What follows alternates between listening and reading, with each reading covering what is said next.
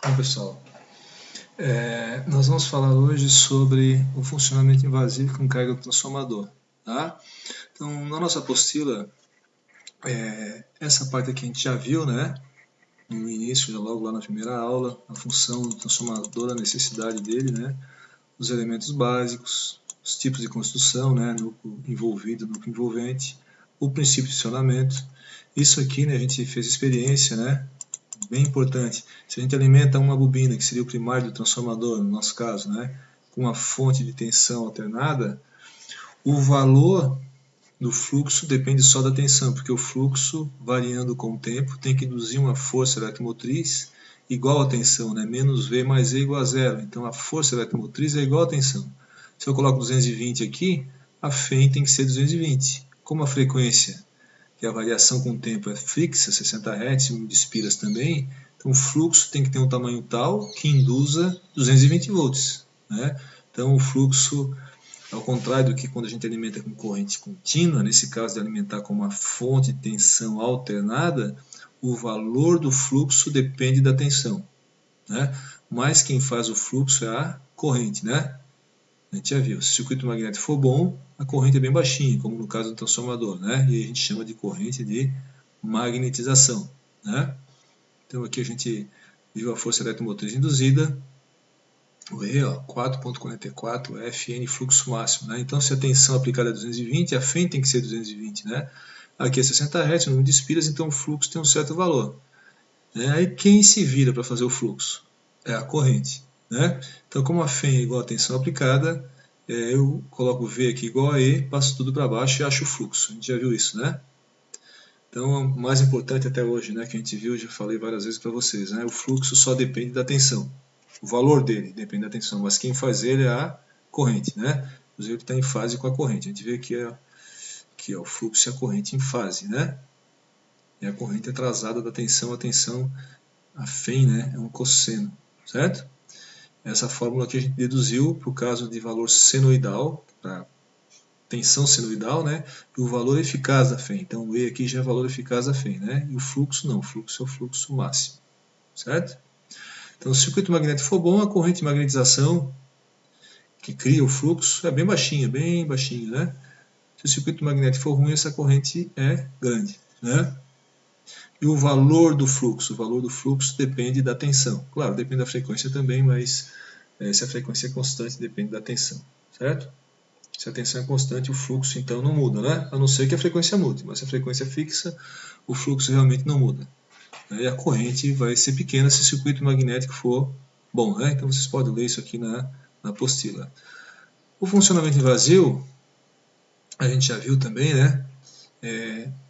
O fluxo aqui é V1 4.44 Fn1, né? O fluxo estabelece devido à tensão que eu aplico no primário, que é onde eu imponho a tensão. Esse fluxo passa pelo secundário e induz uma FEM no secundário. Né? Então, vocês notem aqui, ó. Agora, simplesmente a gente colocou onde é V, V1 e onde é N, N1. Né? Então, no transformador, o fluxo depende, importante, da tensão no primário. O fluxo não depende da tensão no secundário, né? O fluxo se estabelece, certo? Esse fluxo não pode mudar, porque se o fluxo mudar, a FEM1 muda e a FEM1 não pode mudar, o E1 tem que ser igual ao V1. Né? Só que esse fluxo ele passa lá no secundário e vai induzir uma FEM aqui. Que FEM que ele induz aqui? Né? Um E2 igual a 4.44 F N2 vezes o fluxo, certo? Aqui, ó, E2 igual a 4.44 F N2 vezes o fluxo. Né? E o fluxo quanto é que vale? Bom, o fluxo a gente calcula por aqui. Né? No entanto, se a gente quiser, a gente pode estabelecer essa relação de transformação, que a gente já tinha visto, né? E daí a gente não precisa ficar usando a fórmula do E igual a 4.44 Fn2 vezes o fluxo. Né? Aqui na apostila eu demonstro, mas a gente pode fazer aqui do lado. Bom, pessoal, então a relação de transformação. O E1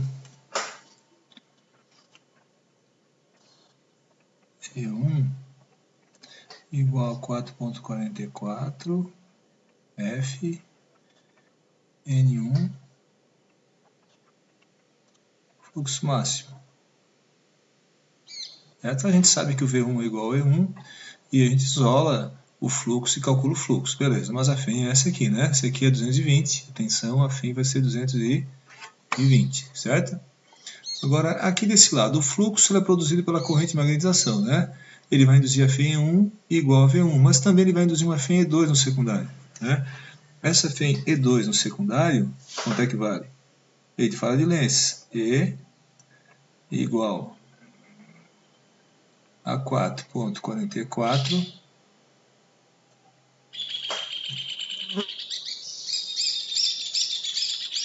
F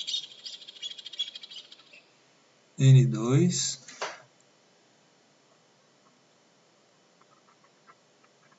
fluxo máximo, certo?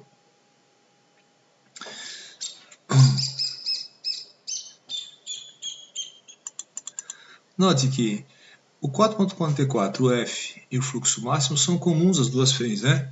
Bom, aqui essa FEM é o E2, né, pessoal? Tem aqui um 2 aqui, ó. 2. Se eu isolar 4,44 F fluxo máximo, certo?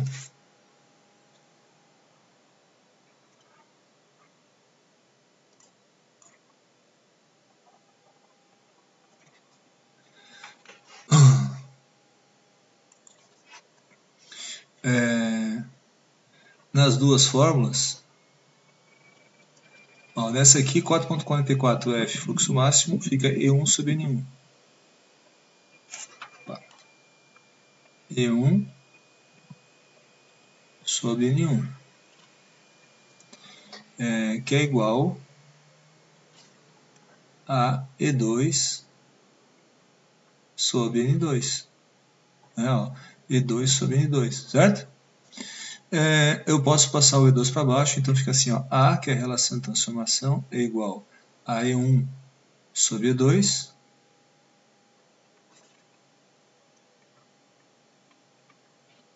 é igual a N1 sobre N2. No trafo ideal, a gente considera que não existem quedas de tensão no primário e no secundário, certo? Ou seja, o V1 é igual a E1 e o E2 é igual a V2. No trafo real, a gente vai ver depois que não é bem assim, tá? Então aqui eu posso... desculpe, aqui está errado. Igual a N1 sobre N2, né? Certo? N1 sobre N2, ó. N1 passa para cima, E2 para cá, certo? E como o E1 é igual ao V1 e o E2 é igual ao V2, que a gente considera que aqui é supercondutor, né, no trafo ideal, então eu posso escrever aqui também, ó. Aqui eu posso escrever assim, ó. Igual a V1 sobre V2, certo?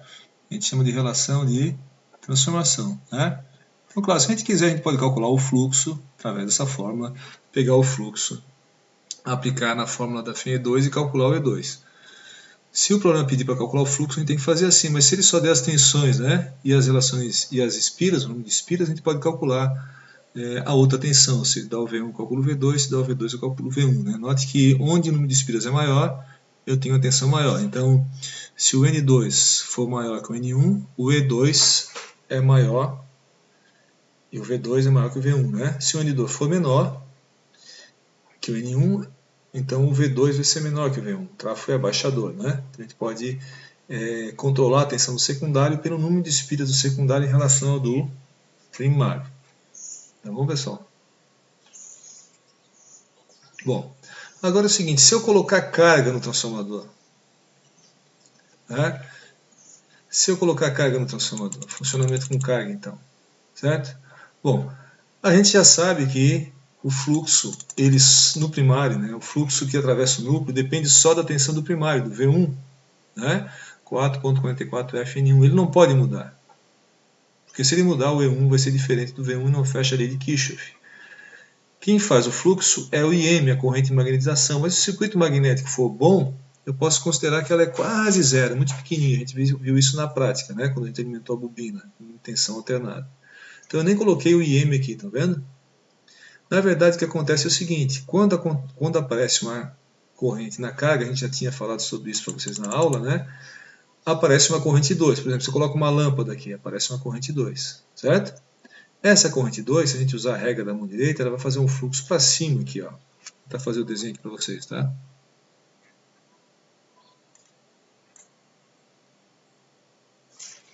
Essa corrente 2, ela vai fazer um fluxo para cima aqui, ó. Corrente passando assim, né? Regra da mão direita, os dedos dão a direção da corrente e o polegar da direção do fluxo. Ela faz um fluxo assim, ó. Φ2. Esse Φ2 vai querer mudar o valor do Φ. Não pode? O Φ não pode. O Φ tem que... Ele depende só do V1, né? O fluxo Φ, ó, depende de V1, 4.44 Fn1, o valor dele, né? Ele tem que ter um valor tal que induza o E1 igual ao V1. Ele está amarrado ao valor de tensão V1 que eu apliquei aqui. Se eu dobrar essa tensão, dobra o fluxo. Então esse fluxo não pode mudar nunca, né? A não ser que eu mude a tensão ou a frequência, como a gente já viu. O que acontece? Instantaneamente, quando tem a carga aqui, né? Aparece um fluxo aqui, Φ1. Quem faz esse fluxo a gente chama de íon-linha. Essa corrente aqui, íon-linha, certo? Ela faz o fluxo nessa direção, ó, tá vendo? Ó? Usando também os dedos para dar a direção da corrente e polegar a direção do fluxo. O que acontece com esse fluxo, esse aqui, ó? Eles se anulam.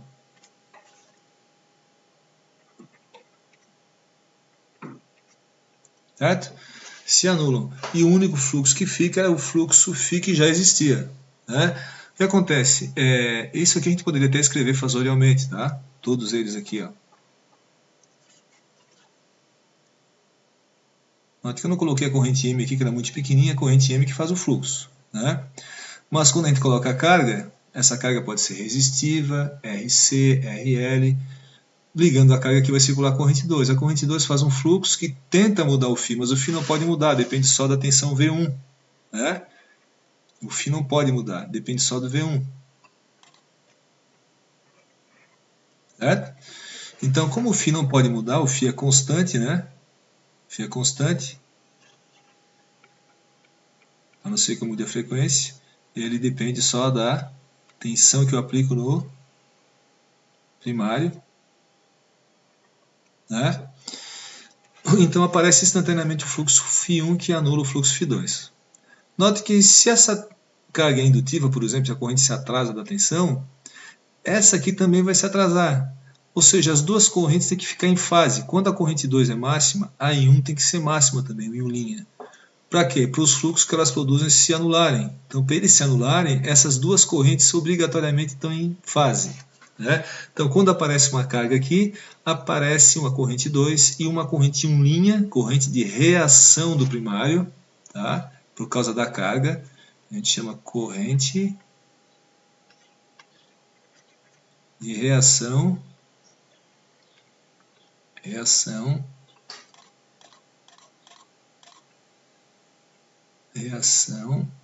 do primário.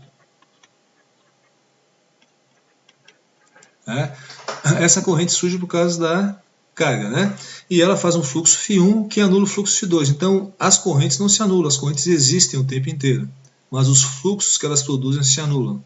E no núcleo transformador, ele não vai sentir, inclusive, que tem carga para ele, como se não tivesse mudado nada, vai continuar passando o mesmo fluxo. Esse fluxo aqui é obrigado a induzir o E1 igual ao V1. Né? Seria muito bom se a gente colocasse uma carga no secundário do transformador, né, pessoal, e não aparecesse nenhuma corrente no primário, não precisaria ter conservação de energia, né? O transformador seria uma máquina com rendimento acima de 100%. Mas infelizmente não é isso que acontece, a gente está explicando para vocês por que isso acontece então, certo? Note o seguinte aqui, ó. Para esses fluxos se anularem, as forças magnetomotrizes que produzem esses fluxos têm que serem iguais. Por quê? O circuito magnético é um núcleo de ferro, né, como a gente viu no eletromagnetismo, tem um comprimento, uma seção transversal e uma permeabilidade. A relutância desse circuito magnético é a mesma para o primário e para o secundário, né? O primário enxerga uma relutância, o secundário enxerga a mesma. Portanto, a dificuldade que o secundário tem para fazer o fluxo Φ2 é a mesma que o primário tem para fazer o fluxo Φ1. né?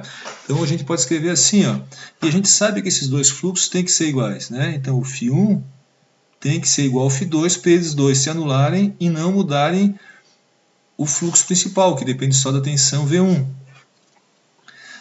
Como a relutância para os dois enrolamentos é igual, né? O que vai acontecer? O fluxo 1 seria a força magnetomotriz F1 dividido pela relutância do núcleo. Certo? O fluxo 2, que é o feito pela carga, seria a força magnetomotriz F2 dividido pela relutância do núcleo. Note, a relutância é igual, né? Então eu posso cortar aqui e aqui. Certo?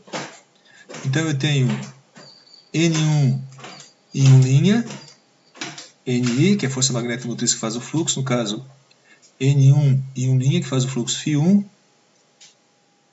é igual a N2 e 2. As duas forças magnetomotrizes têm que ser iguais, tá vendo? Se eu isolar aqui N1 sobre N2, é a minha relação de transformação que a gente já tinha antes, né? Que é igual ao E1 sobre E2, que no caso do tráfego ideal é igual também a V1 sobre V2, né? O N1 sobre N2 fica igual, olha só, I2 sobre 1. Note que para a corrente fica diferente, ó. Fica o I2 em cima, certo? Claro, porque vamos supor que o secundário tenha menos espiras que o primário. Então, se o secundário é abaixador, é um tráfego abaixador do ponto de vista de tensão, né? Tem menos espiras N2,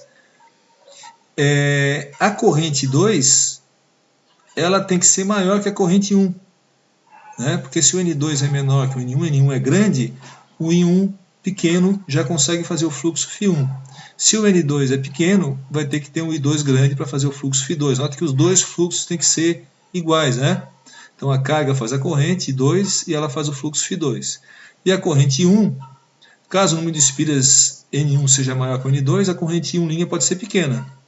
Se o número de espiras N1 for menor que o N2, a corrente I1 vai ser maior. Ou seja, onde tem mais espiras, pode ter menos corrente para fazer o mesmo fluxo. Né? Então, a relação de transformação do ponto de vista de corrente, ela é inversamente proporcional, certo? A gente pode depois fazer o diagrama fasorial, tá, pessoal? Eu gosto de fazer o diagrama fasorial, aqui tem um desenho, aquele que eu fiz ali, ó, tem aqui, ó, com explicação também, tá? E o diagrama fasorial está aqui. Vocês notem o seguinte, ó, eu coloquei aqui no exemplo uma carga indutiva. Note, ó, eu tenho a tensão V2 no secundário e a Φ em E2, as duas são iguais. Uma carga indutiva, a corrente se atrasa, tá vendo? Né? Se atrasa. Aqui eu coloquei um ângulo α2, poderia ser Φ2 aqui, tá? O ângulo da carga, né? Se a carga fosse resistiva pura, a corrente estaria aqui em cima. Se fosse capacitiva, estaria adiantada. Bom, eu faço esse diagrama secundário. O que é comum ao primário e ao secundário? O fluxo. Estão vendo aqui, ó? E o fluxo, quem faz a corrente de magnetização aqui no primário, né? Que eu não desenhei aqui, ela é muito pequenininha, né? A gente considera que no TAF ideal ela é 0. Mas se eu quisesse desenhar aqui só para caso ela existisse, a corrente de magnetização estaria aqui, né? No primário, ela que faz esse fluxo. Corrente atrasada de 90 graus da tensão, a corrente de magnetização, né, que faz o fluxo. E o fluxo está lá no secundário também, tá vendo? Então aqui, ó, como é o mesmo fluxo que induz o E1 e induz o E2, o E1 e o E2 estão em fase, porque é o mesmo fluxo que induz o E1 e induz o E2, né? Então o mesmo fluxo que passa no primário passa no secundário, esse fluxo φ aqui, né, porque esses dois se anulam, né? Ele induz o E1 e o E2, então os dois ficam em fase, certo? Agora, as correntes, por que as correntes estão em fase? A gente acabou de explicar, né? As correntes estão em fase porque os fluxos que elas produzem, né? O I2 aqui ó, produz um fluxo, para o fluxo que ela produz se anulado pela corrente em 1', as duas têm que estar em fase. Então, em 1' acompanha, né, o I2 o tempo inteirinho.